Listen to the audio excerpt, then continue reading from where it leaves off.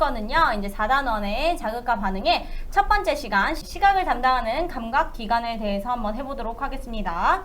이 시각이 뭔지 알아보기 전에 먼저 감각기관이 뭔지 먼저 알아보겠습니다. 감각기관이라는 것은 이제 우리가 여러 가지 자극이 있잖아요, 우리한테. 그치? 뭐 비를 맞을 수도 있고, 공이 날라오면 피해야 되고, 또 뜨거운 걸 만질 수도 있고, 다양한 자극이 있는데, 이런 자극들, 주변의 자극들을 받아들이는 기관을 감각기관이라 하고요. 이것들의 또 예시로는 뭐가 있냐면 눈, 귀, 코, 혀, 피부 이런 것들이 있습니다. 네. 됐죠? 그래서 이 눈, 귀, 코, 혀, 피부는 각각 다른 역할을 수행해주는 감각기관인데 얘네들이 이제 각각 자극원이 다르단 말이야. 그치? 우리에겐 다양한 자극이 쏟아지니까. 그래서 우리가 자극원을 한번 정리를 해볼 건데요. 옆에 보충에 채워주시면 됩니다.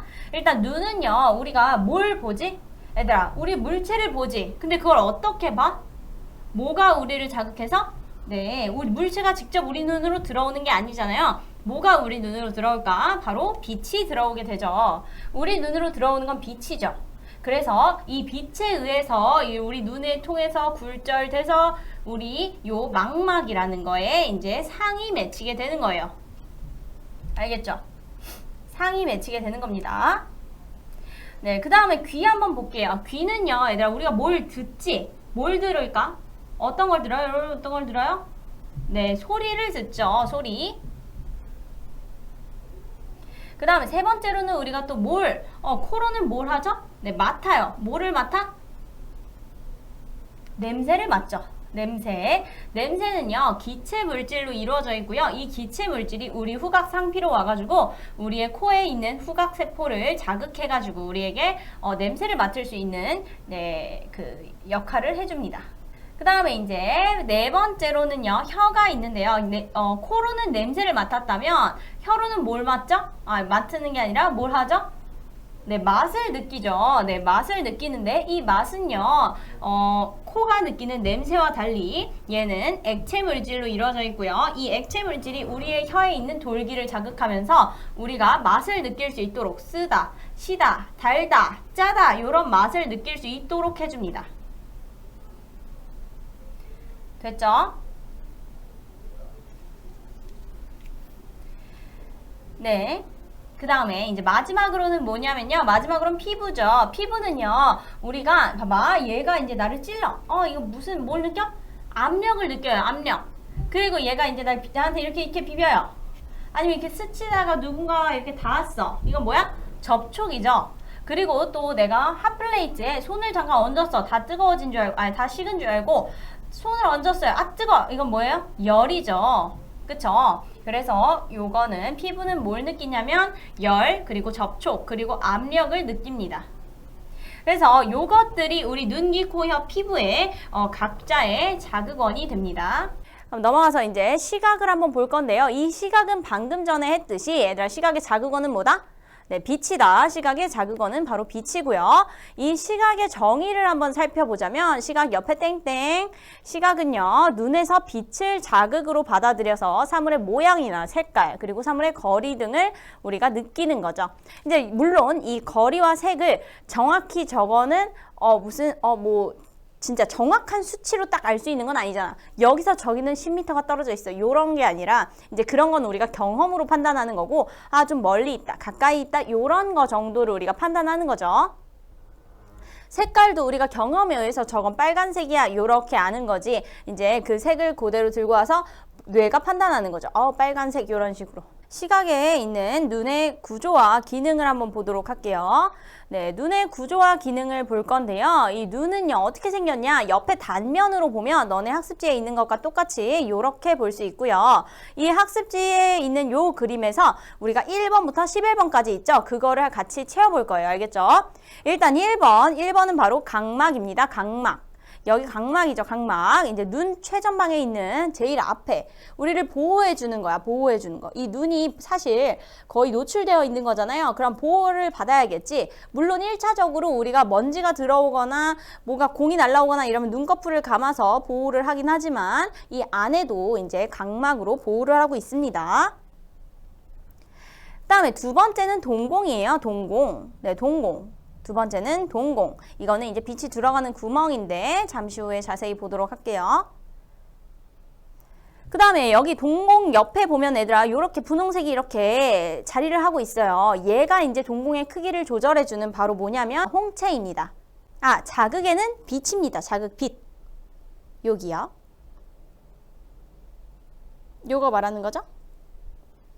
시각, 자극원, 빛. 네, 동공, 홍채까지 했고요. 그 다음에 이제 홍채에서 살짝 내려가 보면 얘들아 여기 이 파란 덩어리를 잡고 있는 뭔가가 있어요. 얘는 뭐냐면 바로 선모체죠. 선모체.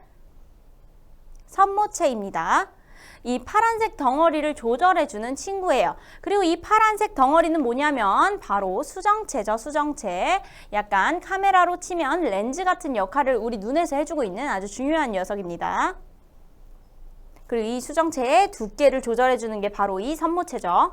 네, 그 다음에 이제 요렇게 지나가면 수정체를 이제 빛이 지나갔어요. 그러면 이제 빛이 굴절돼서 망막에 맺히기 전에 여기 빈 공간, 아주 넓은 공간, 눈에서의 거실, 여기는 뭘까요? 여기는 바로 유리체입니다. 유리체로 가득 차 있어요. 그 다음에 각막과 같이 이 제일 바깥쪽에서 우리를 보호해주고 있는, 우리 눈을 보호해주는 바로 공막이라는 녀석이 있습니다. 공막. 흰점이고요.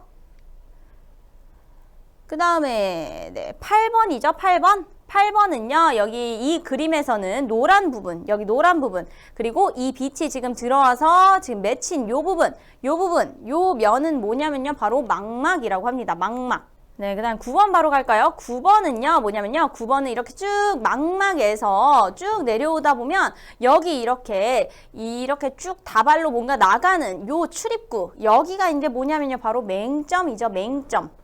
네, 여기에 상이 맺히게 되면 우리가 볼 수 없습니다. 네, 맹점까지 했고, 그 다음에 내가 방금 다발로 이렇게 나간다고 했잖아. 얘네가 이제 뭐냐면 시각세포들이 모여서 시각신경으로 정보를 전달해줘서 뇌로 전달해주는 이 시각신경이죠. 시각신경. 그 다음에 이제 마지막으로 공막과 망막 사이에서 약간 암막 커튼 같은 역할을 해주는 얘는 맥락막입니다. 네, 이렇게 1번부터 11번까지 일단 명칭만 한번 적어봤고요. 이제 그 명칭에 따라서 1번부터 11번까지 한번 우리가 기능 및 역할을 한번 찾아보도록 할게요. 네, 1번부터 각막입니다. 각막. 이 각막이 하는 역할은 뭐냐? 얘들 아까 내가 눈을 보호해준다 그랬지? 그래서 눈을 보호하는 막이고요. 그리고 빛을 통과시키죠. 눈을 보호하면서 빛을 통과시키는 네, 막을 각막이라고 하죠. 그래서 우리가 렌즈나 뭐 이런 것들 다 눈에 얹잖아. 그게 어디야? 각막이지. 그리고 또 라섹할 때는 애들아 눈을 살짝 깎아요. 근데 어디를 깎는 거야? 각막을 깎는 거야. 그래서 원체적으로 각막이 얇은 사람들에게는 그런 라섹 같은 시술을 할 수 없다고 해요. 네, 각막은 대략 몇 센치냐면요. 몇 센치 아니고 두께가 어느 정도 되냐면 0.5에서 0.55mm입니다. 밀리미터. 네, 동공이랑 홍채를 볼 건데 일단 먼저 동공부터. 동공은 뭐냐면요. 바로 요거죠. 홍채와 홍채 사이에 빛이 들어가는 곳이고요. 내가 방금 얘기했지. 요 양옆에 있는 게 홍채야. 근데 이게 이제 동공의 크기를 조절해주는 친구인데요. 이제 요거에 따라서 동공이 작아지기도 하고 커지기도 하면서 이 구멍으로 빛이 이렇게 들어가고요. 이 빛이 수정체를 지나서 망막에 맺히게 되는 거예요. 알겠지? 그래서 홍채와 홍채 사이 빛이 들어가는 곳이 동공이고, 이거를 이제 카메라에 빗대서 설명을 하자면 뭐로 볼 수 있냐면 카메라의 구멍이죠. 카메라 구멍. 네, 그래서 어쨌든 얘들아 동공이 뭐냐면 바로 요거라고 볼 수 있어요. 요거. 카메라가 있잖아. 지금 여기 구멍. 요게 이제 동공이야. 여기로 이제 빛이 들어가죠. 카메라에서도. 그래서 요게 이제 동공이라고 보시면 돼요. 그 다음에 이제 홍채도 이어서 띄워드릴게요. 홍채는 뭐냐? 홍채는 바로 네, 내가 방금 얘기했지? 이 동공의 크기를 조절해준다 했잖아. 그러면 이 동공의 크기가 작으면 빛이 조금 들어가고 동공의 크기가 커지면 빛이 많이 들어가겠죠? 그래서 빛의 양을 조절해주는 게 홍채입니다.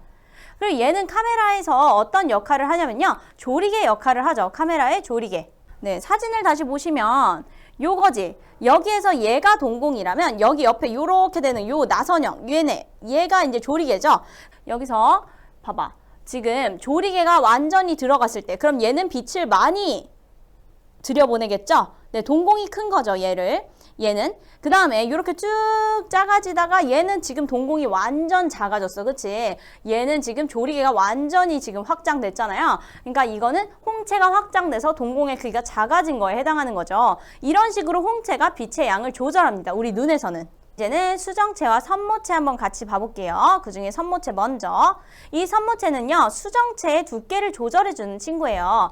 내가 방금 얘기했지. 수정체가 우리 눈에서 볼록 렌즈 같은 역할을 한다고 했죠. 그치? 볼록 렌즈 같은 역할을 해주는 게 수정체인데, 그거를 우리가 카메라에 비교하면 얘들아, 렌즈잖아.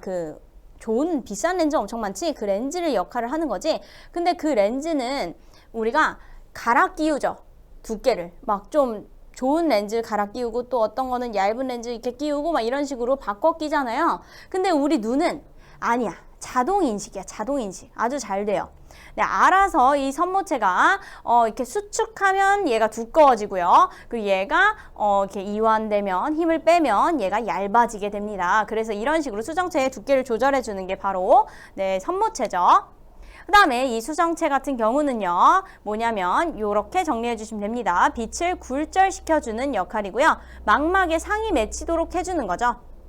이 그림으로 봐도 이렇게 빛이 들어왔는데 지금 수정체를 지나니까 빛이 이렇게 굴절돼서 모아지게 되죠. 모아지면서 이 망막에 상이 뾰록 맺히게 돼서 우리가 시각 정보를 얻을 수 있게끔 도와주는 거지. 네. 그리고 수정체는 입이 닳도록 얘기했듯이 카메라에서 렌즈와 같은 역할을 합니다.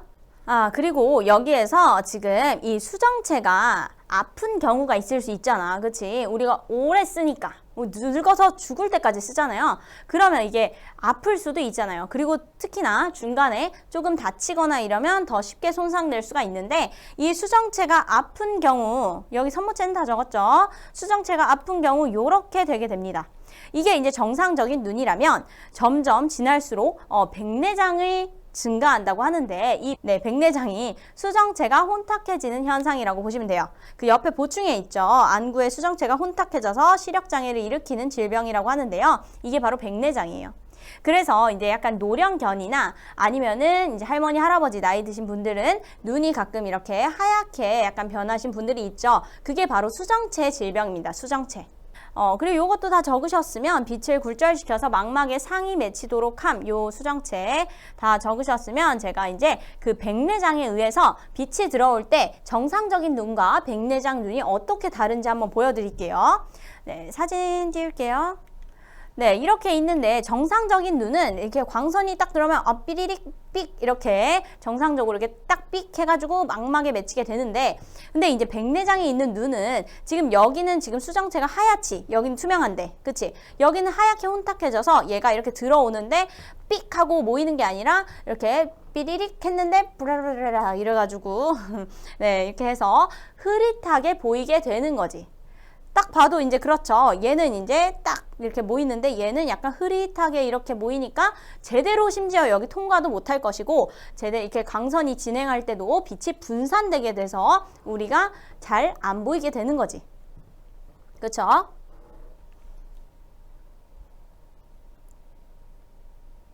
네, 요거를 이제 기억을 해주시고요. 그럼 이제 넘어가서 우리가 이번에는 유리체와 공막에 대해서 보겠습니다. 일단 먼저 유리체는 뭐 하는 애냐? 유리체는요, 안구의 형태를 유지해주고요. 그리고 투명도를 유지해서 망막의 상이 제대로 맺히도록 도와주는 역할을 하죠. 네, 수정체에 이어서 이 유리체 역시나 이 투명한 약간 그런 겔이라고 해야 될까요? 약간 그런 역할인데요. 얘가 이제 여기에 있는 이유는 안구의 형태를 유지하기 위해서. 그런데 투명해야겠죠? 빛이 진행을 제대로 하려면? 네, 투명해야 돼요. 그래서 그런 역할이라고 보시면 됩니다. 유리체. 그 다음에 이제 공막은 뭘까? 공막은 내가 아까 요 흰자위라고 했잖아. 흰자위. 이 흰자위인데 얘가 약간 딱딱하지. 얘들아 이렇게 만져보면 약간 딱딱하죠? 그쵸? 얘는 이제 유리체와 마찬가지로 제일 바깥 부분, 안구의 모양을, 형태를 유지하고 보호해주는 딱딱한 흰자위죠. 그러니까 얘는 형태 유지만 해준다면 얘는 형태를 유지할 뿐만 아니라 약간 딱딱하고 제일 바깥에 있다 보니까 우리의 안구가 이렇게 찌그러지거나 손상이 되지 않도록 도와주는 역할을 해주는 거지.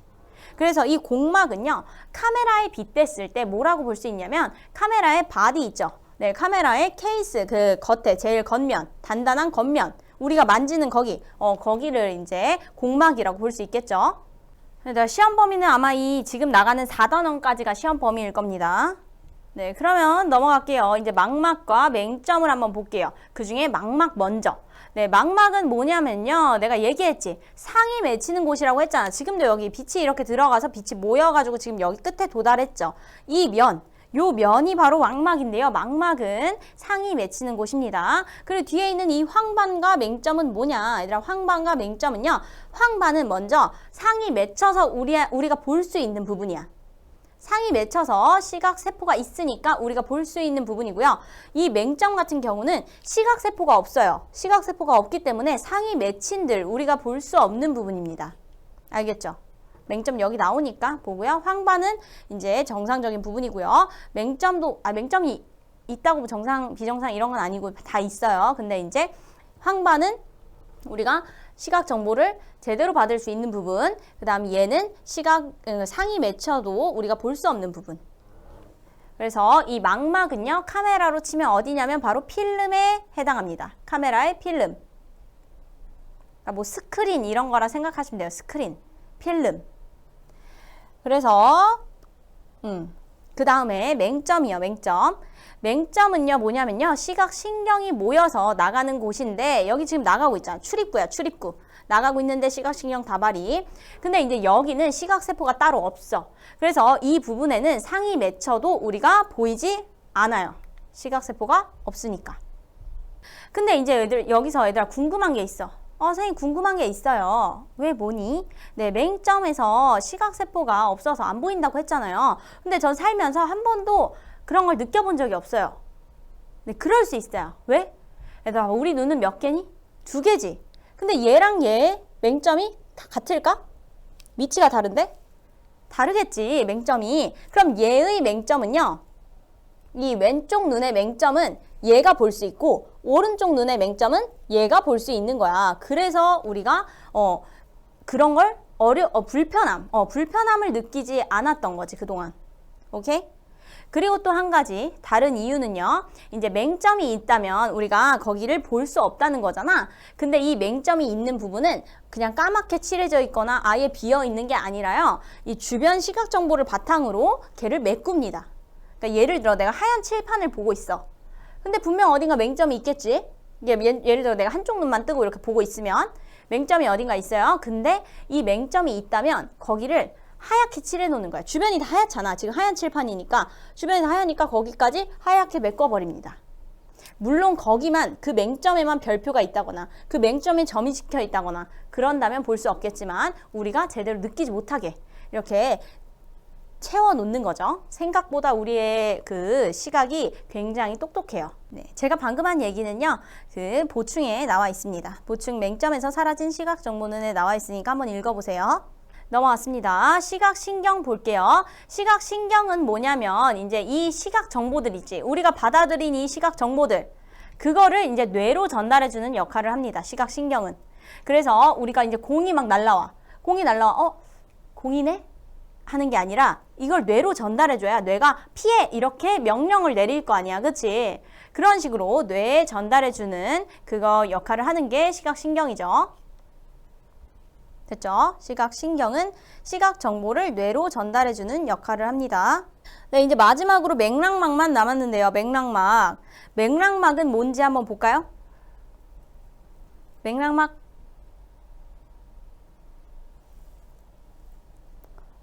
네, 맥락막 보겠습니다. 맥락막 넘어갈게요. 시각 정보를 뇌로 전달하는 시각신경 했고요. 넘어가서 이제 맥락막 보겠습니다. 이 맥락막의 역할은 뭐냐, 얘들아? 암실효과예요. 암실효과. 그러니까 우리 눈에 빛이 들어오는 거잖아. 근데 만약에 우리 눈 안에 다른 빛이 있어. 다른 빛이 있으면 어떻게 될까? 우리가 보고 싶은 거를 제대로 못 볼 수 있겠지. 빛이 분산되니까, 그쵸? 그래서 외부에서 들어온 빛이 분산되지 않도록 하는 암실 효과를 해주는 거죠. 약간 암막 커튼처럼. 이제 우리 어떤 걸 생각하면 쉽냐면 우리가 집에서 대낮에 빔 프로젝터로 TV를 봐요. 예를 들어 얘들아 봐봐. 우리가 과학실에서 내가 가끔 뭐 보여주잖아. 영상. 그때 내가 어떻게? 불 끄고 밖에 최대한 블라인드 치고 이렇게 하잖아. 물론 학교 거는 애들 학교나 학원 같은 데서 있는 빔 프로젝터는 굉장히 강력해요. 그래서 밝아도 볼 수 있는데 집에 있는 조그만 빔 프로젝터 같은 걸로 우리가 영화를 볼 때 커튼을 완벽하게 쳐주지 않으면 어때? 안 보이지, 그치? 빛이 분산되니까 제대로 안 보이죠. 막 자막 안 보이고, 뭐, 그치? 옷 색깔 잘 안 보이고 막 이러잖아. 그런 거라고 생각하시면 됩니다. 그래서 이거를 카메라에 빗대서 표현하면 어둠 상자라고 볼 수 있어요. 어둠 상자. 카메라의 어둠 상자. 그 카메라 가끔 보면 애들 뒷면에 옛날 필름 카메라 같은 거 요즘 다시 약간 붐이니까 그 옛날 필름 카메라 뒷면 이렇게 열면 필름을 넣는 곳이 있거든요. 근데 우리가 처음에는 괜찮아. 근데 이제 사진을 찍다가 중간에 걔를 열어서 확인하면 안 돼. 왜냐면 다른 빛이 얘한테 자극을 줘서 사진이 제대로 안 뽑혀요. 그래가지고 이제 그 부분을 어둠 상자를 하는데 그런 것처럼 이 맥락막도 이 공막과 망막 사이에서 암실 효과를 넣어줘서 우리가 정확히 그거를 볼 수 있게끔 해주는 역할을 해줍니다. 알겠죠? 외부에서 들어온 빛이 분산되지 않도록 해주는 암실 효과예요. 그럼 오늘도 고생하셨습니다. 안녕!